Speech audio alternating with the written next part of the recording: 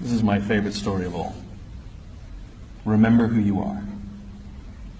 There was an Undersecretary of Defense who was giving a speech at a large conference of like 1,000 people. And he was recently retired. So he was one of the former Undersecretaries of Defense. And he was standing on the stage giving his speech, his prepared remarks, and while he was talking, he was taking a sip out of a cup of coffee he had in this styrofoam cup. And he sort of looks down and smiles and interrupts his prepared remarks.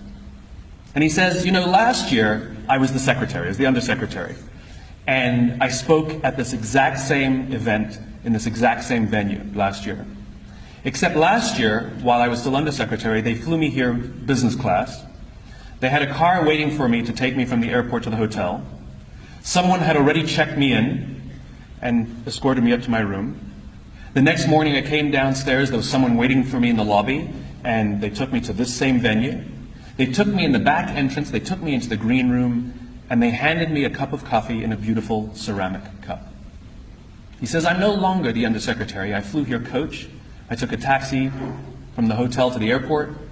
I checked myself in. This morning I took another taxi to the same venue. I walked in the front door. I found my way to the backstage, and when I asked somebody, do you have any coffee? He pointed to the coffee machine in the corner, and I poured myself a cup of coffee into this here styrofoam cup. He says the lesson is, the ceramic cup was never meant for me. It was meant for the position I hold. I deserve a styrofoam cup. We all deserve styrofoam cups. As you become more successful, as you do well in life, you will be afforded many advantages. People will call you sir and ma'am. They'll carry your luggage. They'll hold doors open for you. They will bring you a cup of tea without you even asking for it. But it's not meant for you. It's meant for the position you hold. And when you move on, they will give all those things to the person who replaces you.